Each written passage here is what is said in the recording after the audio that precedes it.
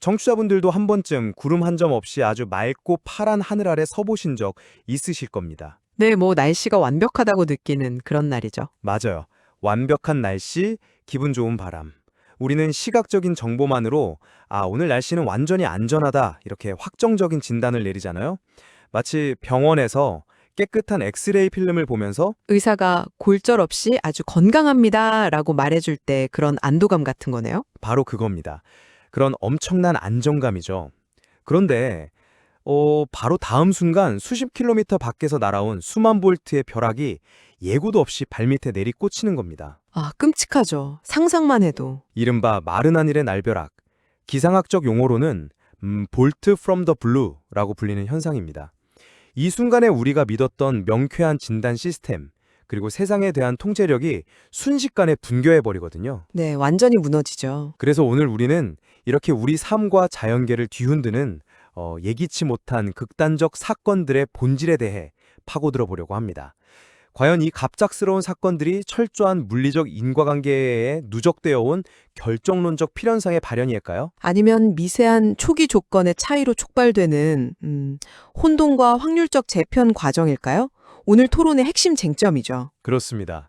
저는 이 현상이 고도로 축적된 에너지, 그리고 엔트로피 법칙이 만들어내는 아주 정교하게 설계된 물리적이고 통계적인 질서의 결과물이라는 입장에서 오늘 논의를 이끌어가 보려 합니다. 저는 그 현상을 두고 완전히 다른 각도에서 접근합니다. 물론 날벼락의 기저에 물리적인 에너지 축적 과정이 있다는 사실 자체를 부정하는 건 아닙니다. 에너지가 없으면 벼락도 없겠죠, 당연히. 네, 그렇죠. 하지만 그 거대한 에너지가 현실 세계에서 발현되는 양상, 그러니까 언제, 어디서, 어떻게, 누구의 머리 위로 터질 것인가 하는 문제는 철저히 복잡계의 카오스 이론과 비선형성의 지배를 받습니다.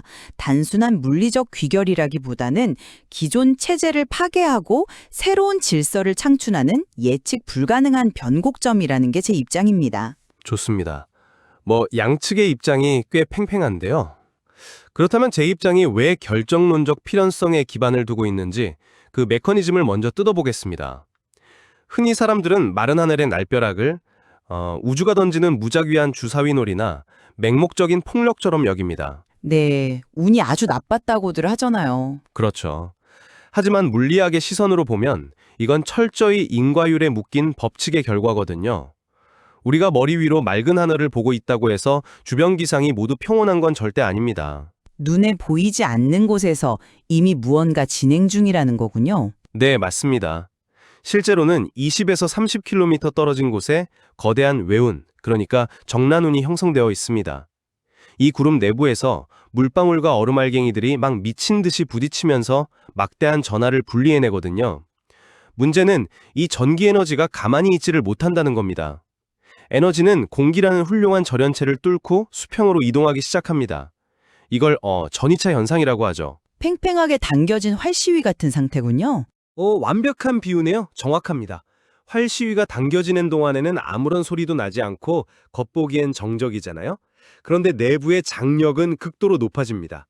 공기는 원래 전기가 통하지 않는 절연체지만 그 구름 속 에너지가 임계점을 넘는 순간 이 공기의 성질 자체가 변해버립니다. 네, 플라스마 채널이 열리는 절연 파괴 상태를 말씀하시는 거죠? 네, 맞아요. 시위가 끊어지며 화살이 수평으로 확 날아가는 겁니다.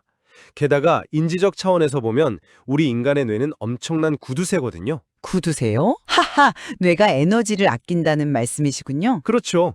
에너지 소모를 줄이려고 당장 내 눈앞에 보이지 않는 아주 먼 곳의 먹구름이나 미세한 기압 변화 같은 전조 신호들을 무의식적으로 필터링해버립니다.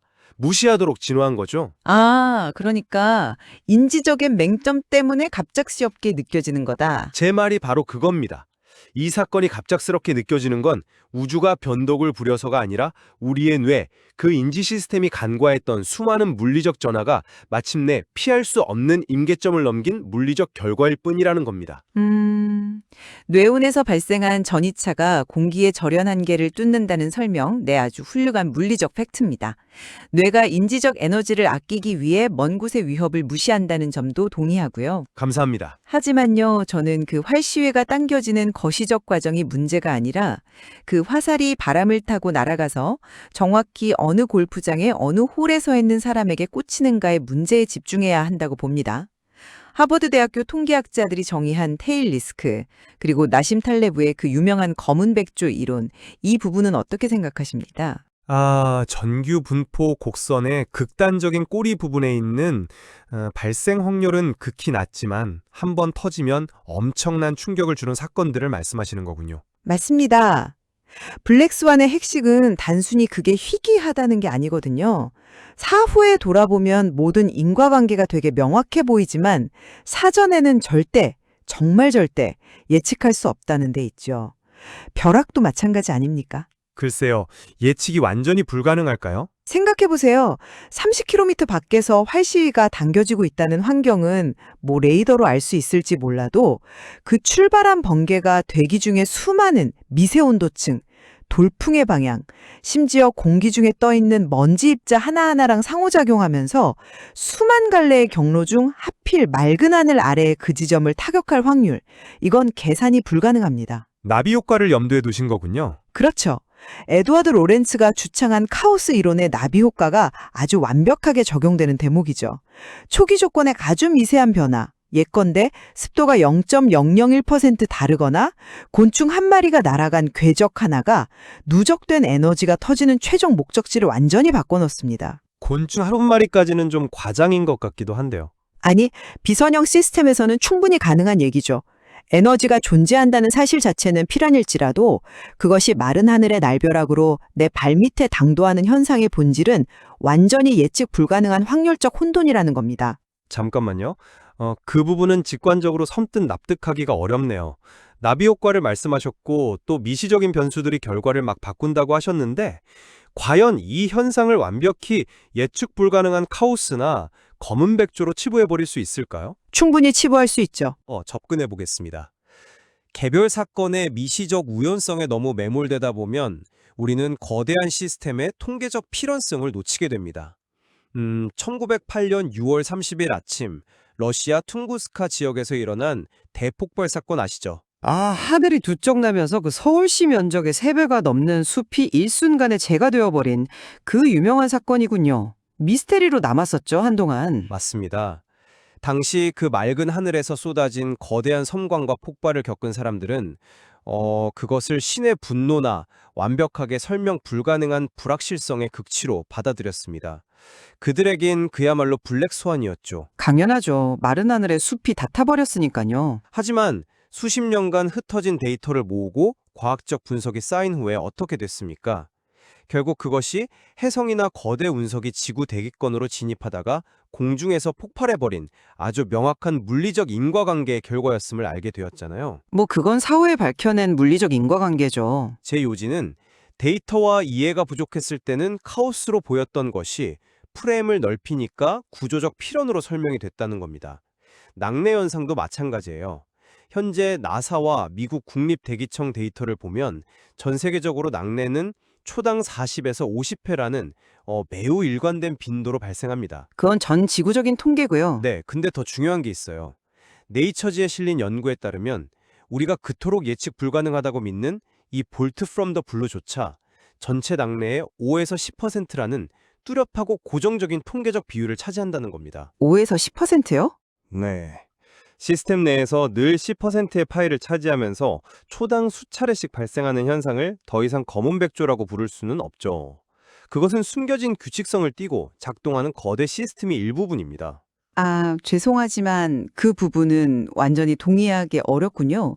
그 이유를 좀 말씀드리겠습니다. 전체 통계적 수치가 존재한다는 거랑 그 사건이 개별 주체에게 지니는 본질적인 불확실성은 완전히 별개의 문제입니다. 통계가 있는데 불확실성이 별개라고요? 생각해 보시죠. 전체 낙뢰 중 5에서 10%가 날벼락이라는 거시적 확률이 존재한다고 가정해 보겠습니다. 그렇다면 오늘 오후에 골프장에 서 있는 개인이나 들판을 걷고 있는 사람에게 그 통계가 대체 어떤 예측력을 제공합니까? 전혀 제공하지 못하잖아요. 거시적 패턴이 미시적 예측을 완벽히 담보하지는 않는다는 뜻이군요. 바로 그겁니다. 우주적 관점에서 초당 40회의 벼락이 치는 평균의 세계는 분명히 존재합니다. 하지만 브라질의 나비 날갯짓이 텍사스의 토네이도를 일으키는 것처럼 벼락이 내려꽂히는 그 찰나의 순간에는 기압, 습도, 지형적 굴곡 같은 수억 개의 변수가 얽혀든다고요. 네, 변수는 많겠죠. 그 수많은 변수들의 충돌 끝에 하필이면 맑은 하늘 아래에 있는데 머리 위로 벼락이 떨어진다. 그 사건은 여전히 완벽한 극단의 세계입니다. 통계학이 현상의 비율을 설명할 수는 있어도 이 복잡계 내부에서 터져나오는 극단적 사건의 카오스적 속성 자체를 결정론적인 필연성으로 포장할 수는 없다는 게 제 생각입니다. 좋습니다.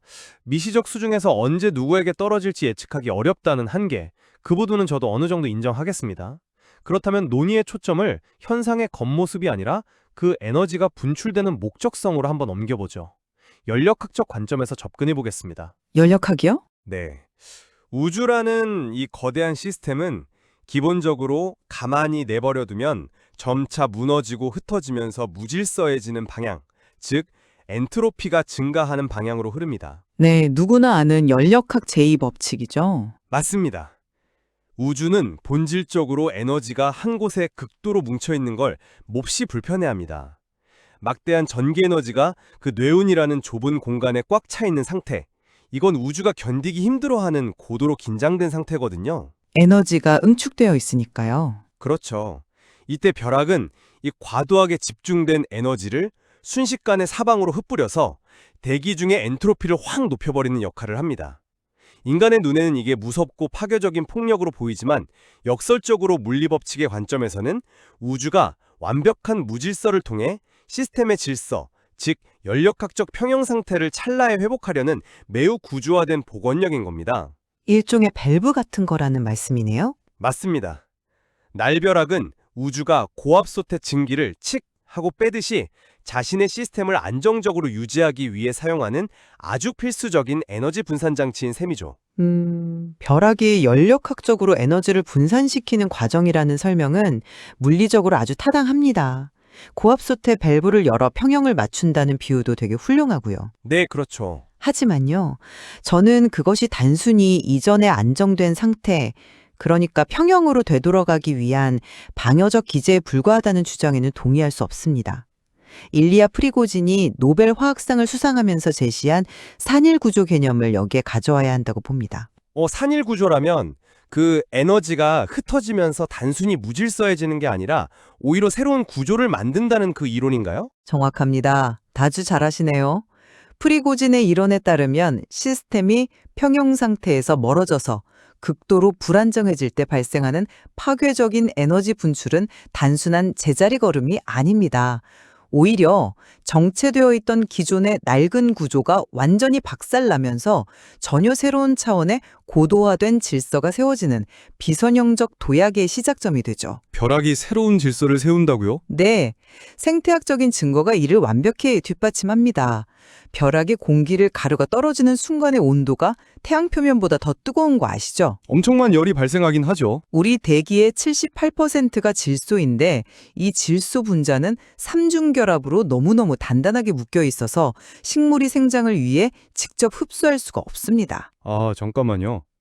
질소 고정을 말씀하시는 건가요?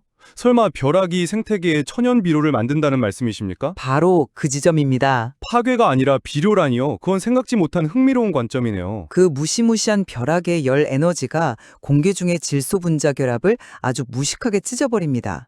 산산조각이 난 질소 원자들은 산소랑 결합하게 되고 이게 비와 함께 땅으로 스며들면 식물이 바로 흡수할 수 있는 완벽한 천연 비료, 즉 질산염이 되는 거예요. 와, 생물학적인 메커니즘이 그렇게 연결되는군요. 네, 번개가 한 번 칠 때마다 대지에는 거대한 생태계의 식량 창고가 열리는 셈입니다. 즉, 날벼락은 우주가 단순히 편안한 평형 상태로 돌아가려는 게 아니라 파괴라는 극단적 형태를 통해 생태계에 전혀 새로운 생명력과 구조를 부여하는 창조적 재편성의 과정이라는 거죠. 이게 바로 카오스가 만들어내는 마법입니다. 질소의 삼중결합을 끊어내서 파괴를 생명력으로 치환한다. 이 산일 구조적 해석, 벼락의 결과가 흙 속에서 어떻게 새로운 시스템을 구축하는지 아주 시각적으로 잘 와닿네요. 정말 놀라운 통찰입니다. 감사합니다. 하지만 이 지점에서 우리는 다시 질문을 던져야 합니다. 그렇다면 이 거대한 물리적 프레임을 우리 인간의 스케일로 한번 끌어내려 보면 어떨까요? 인간의 스케일이요? 사회적인 측면을 말씀하시는 건가요? 네, 최근 기후위기 시대를 맞아서 전 세계적으로 온도와 습도가 극단적으로 변하면서 낙뢰 빈도 자체가 급증하고 있잖아요. 이것은 거시적 환경의 엔트로피가 한계치에 다다라 더 이상 에너지를 머금지 못하고 토해내는 명백한 시스템의 물리적 한계 현상입니다. 온난화로 낙뢰가 늘어나는 건 팩트죠? 기상학의 세계뿐만 아니라 우리 인간의 인지적 사회적 시스템도 마찬가지 아닐까요?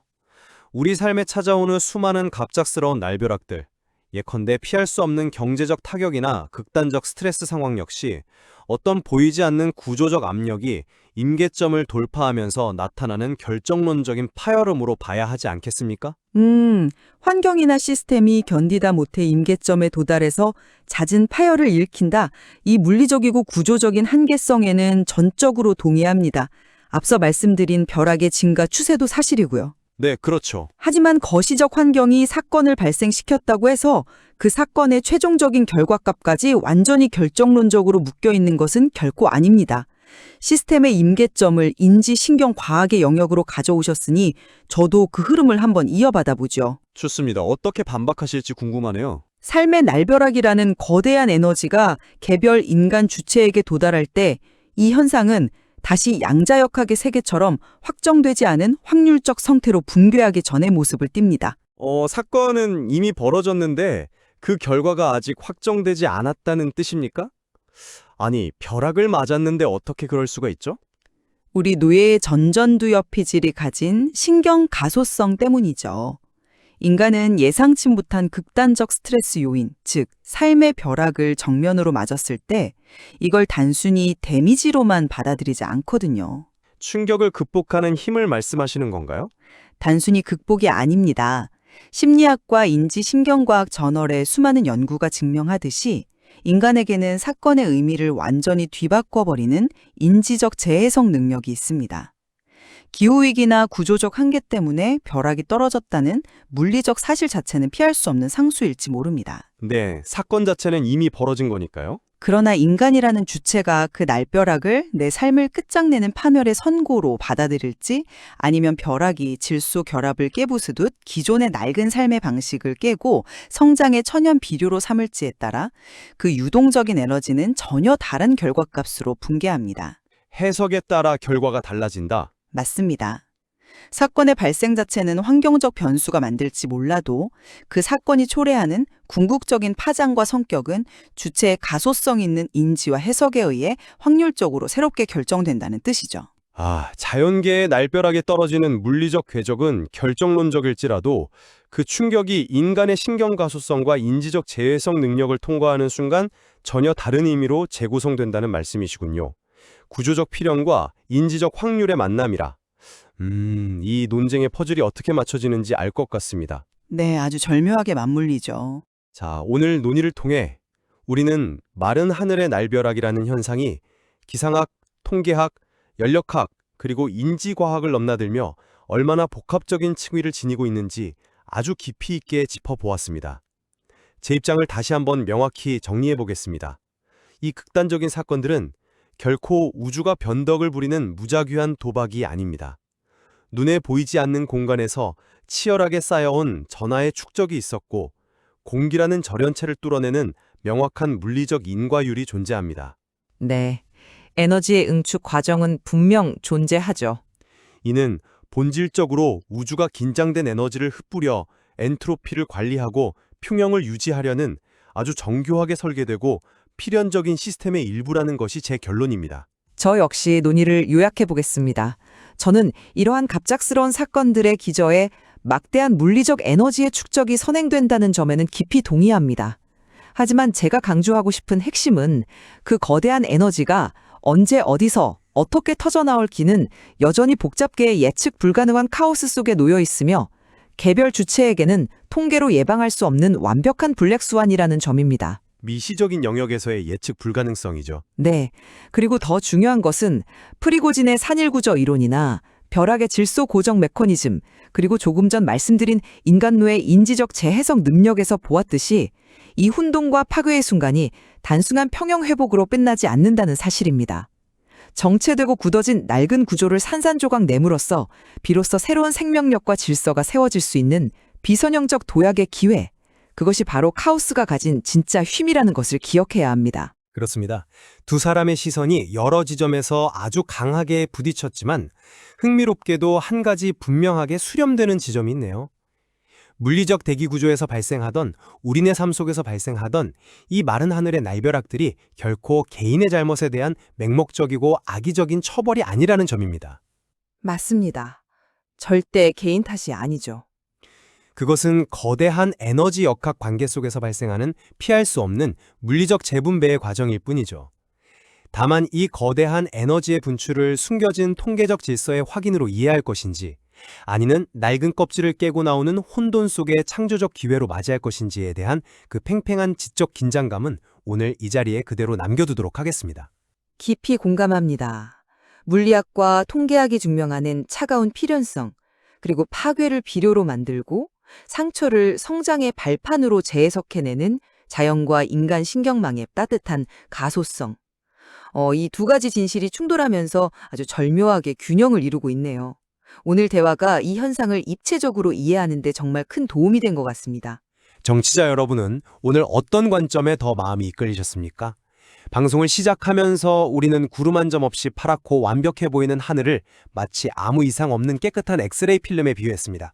하지만 오늘 우리의 대화가 끝난 지금 여러분이 올려다볼 그 투명한 하늘은 더 이상 아무것도 없는 텅 빈 공백이 아님을 아실 겁니다. 네, 보이지 않는 에너지가 요동치고 있죠. 그곳에는 거대한 물리 법칙의 팽팽한 장력이 숨쉬고 있고, 동시에 언젠가 세상을 흔들어 깨우고 토양을 비옥하게 만들 새로운 질서의 씨앗이 기다리고 있습니다. 앞으로 우리 삶에 떨어지는 수많은 날벼락들을 마주할 때 우주 법칙이 지닌 차가운 필연성 속에서 카오스를 어떻게 성장의 비료로 치환할 것인가는 이제 온전히 여러분 각자의 몫입니다. 오늘 이 지적인 여정이 여러분의 하늘을 바라보는 시선에 새로운 이정표를 세웠기를 바랍니다. 그럼 다음에도 흥미로운 논쟁으로 찾아오겠습니다. 함께해 주셔서 감사합니다.